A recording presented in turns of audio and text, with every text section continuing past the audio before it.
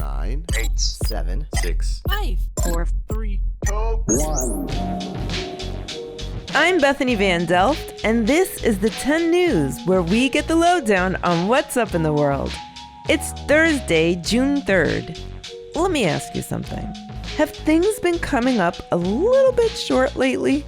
From dirt to dogs, computer chips to ketchup, lots of everyday things have been in short supply because of the pandemic. Today we'll explore all about just what shortages are and what they mean. Let's get into the 10. Since the pandemic started, the world has been talking about shortages. Everyday items like food, toiletries, and even medical equipment has been tough to come by for some people. But what does that mean exactly? And what causes a shortage? Here to give us a primer is our correspondent, Pamela Kirkland. We've seen a bunch of things fly off the shelves during the pandemic, from toilet paper to baking supplies, even dirt. Okay. Although we may be nearing the end of the pandemic, yay! There have been a lot of random things in short supply lately. Shortages happen because of disruptions to something called the supply chain. What does that mean? Think of the supply chain as all the steps it takes to make a product. Trucks bring it to a store, a person buys it, and eventually brings it home. We all remember the toilet paper shortage of 2020. When the COVID-19 pandemic first started, people immediately hit stores to stock up on food, paper towels, Lysol, and hand sanitizer. We saw those things in short supply because people bought as much of it as they could, not knowing how the pandemic would turn out. But the pandemic really messed with shipping, trucking, and deliveries. During the production part of the supply chain, companies plan out how to assemble their products. Based on how long it takes to make the product, they set their delivery dates, when the product gets shipped out to the store. All of this is planned out way ahead of time, so companies know how long it takes to make a product, and stores know when they can expect products to arrive. So when demand for a product changes because everyone is stuck at home sneaking into their refrigerator, they can't just flip a switch and make more supply. Like when restaurants closed, people started cooking most of their meals at home. That increased demand for groceries and meant your local grocery store had to work harder to keep items on the shelves.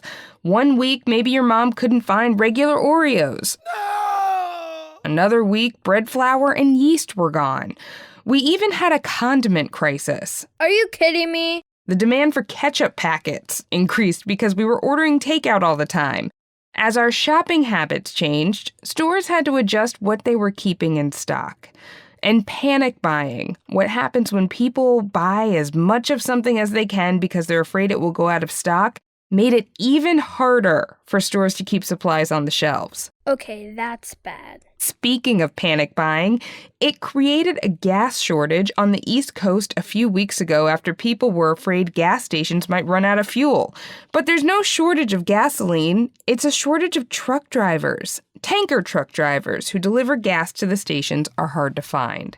The pandemic shortages we saw range from regular, everyday items to things like bicycles and trampolines. As things start to return to normal, here's hoping that items we struggled to find start making their way back to stores. As the US and other countries around the world recover from the pandemic, we'll see if items start coming back in stock on the shelves. As long as they don't run out of cookies and cream hard frozen yogurt, I'm okay. What? They did? No. So now that we know what a shortage is, what exactly have we all been missing in our lives? A lot! Over the last year, people and companies have had trouble finding some interesting items that you don't really think you'd ever run out of. So get ready for a roundup of the top 5 strangest shortages during the pandemic. Number 1, pickles. Earlier this year in Michigan, fast food chain Burger King was getting ready to roll out a brand new sandwich, but found they were missing a key ingredient: pickles. The pickle problem was actually not because of the salty snack itself, but because of the jars. companies were having trouble getting glass jars, resulting in a pickle panic. Number 2. For those of you who walk on top of it every day, it might seem impossible that there'd be a dirt shortage.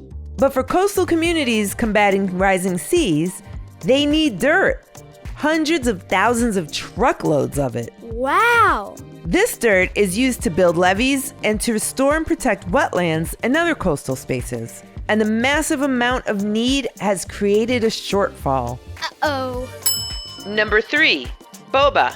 That's the tapioca treat in bubble tea, a drink made popular in the United States by Asian American communities.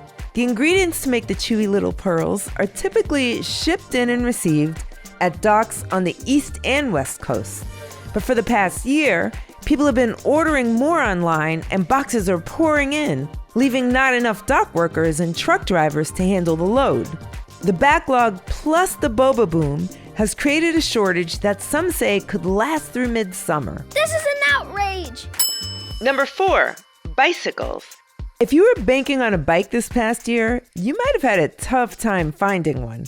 People stuck at home searched for ways to stay active and get outside. They also wanted alternatives to crowded public transportation, so bikes started rolling off the shelves. Experts aren't sure whether the trend will pedal on as the country starts to reopen. Number 5, pets. We couldn't be happier about this shortage. Over the last year, as some people spent more time at home, they adopted furry friends to keep them company. Shelters all over the country saw record adoption numbers as pandemic puppies and quarantine kitties went to new forever homes. While we've had some super strange shortages, now that the vaccine is rolling out, hopefully these shortages will be, well, shorter. Okay, so how is Saturn going to prepare for their party? They're going to plan it. Get it? Plan it. Does that sound like a joke your dad or another dad-like figure in your life might say? Well, tenors, Father's Day is coming up and we want to hear your best dad jokes or any corny joke that you know to air right here on the show. To submit the ultimate dad joke, grab your adult and give us a call at our new phone line, 877-10-NEWS, and leave us a message. That's 877-TENNEWS. Or, of course, you can email us at hello@the10news.com. Now let's check in on some headlines.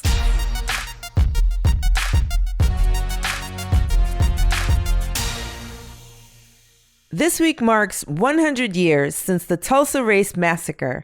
In 1921 in Tulsa, Oklahoma, as many as 300 black people were killed by white mobs as they destroyed one of the wealthiest black communities in the country, known as Black Wall Street. For decades, this history was pushed aside. It wasn't mentioned in most schools, or it was referred to as a riot. But the Tulsa Race Massacre is a very important and shameful piece of history that should not be forgotten. Tennis superstar and the world's highest paid female athlete, Naomi Osaka, has withdrawn from the French Open. Osaka has said that she struggles with her mental health, especially with anxiety, before media appearances. Because of it, she decided she wouldn't attend any news conferences during the high-profile tournament. But talking to the media is part of the job, officials say. Her move has brought attention to the issue of athletes and their relationship with the media and how it affects their mental health on and off the court. The United States has a brand new national park. That's great. New River Gorge National Park and Preserve in West Virginia joins icons like the Grand Canyon and Yellowstone as the 63rd National Park. The New River isn't actually new at all. Scientists think it could be up to 320 million years old. Whoa! And Broadway is about to see the collab of the century when Britney Spears meets classic fairy tales in a new musical set to debut this fall. Called Once Upon a One More Time, the play features Britney's music and will kick off the Shakespeare Theater Company's fall season.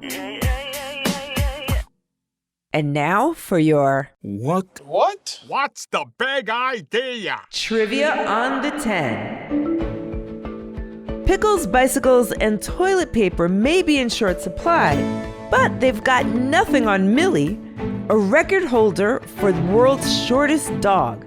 But how short is she?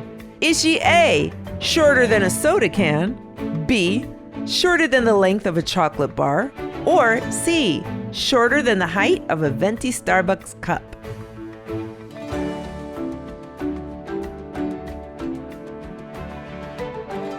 Did you guess it? The answer is A, B, and C. Millie is shorter than all of them. The Chihuahua stands only 3.8 inches tall. When she was born, she was so tiny that she fit perfectly in a teaspoon, and her owners fed her with an eyedropper. Aww. And grown up, she weighs only about as much as a large apple. And even though she doesn't tower over the other dogs, she went on to do big things, like score a Guinness World Record. Good dog, Millie. Time is up, but before we go, here's a quick note for the grown-ups. Thanks for listening to the 10 News. Look out for our new episodes on Tuesdays, Thursdays, and extras on Saturdays. You can go deeper into today's stories by visiting the10news.com. The 10 News is a co-production of Small But Mighty Media and Next Chapter Podcasts and is distributed by iHeartRadio. The 10 News creative team are all stocking up on pickles and includes Kate Hale, Tracy Crooks, Pete Musto, Jenner Pasqua, Stephen Tompkins, and Sarah Olander. Pamela Kirkland contributed to this episode. Our production director is Jeremiah Tittle, and our executive producers are Donald Albright and show creator Tracy Leeds Kaplan. I'm Bethany Van Delft, and thanks for listening to the 10 News. What did the ocean say to the beach? Nothing. It just waved. You don't have to be a dad to be corny.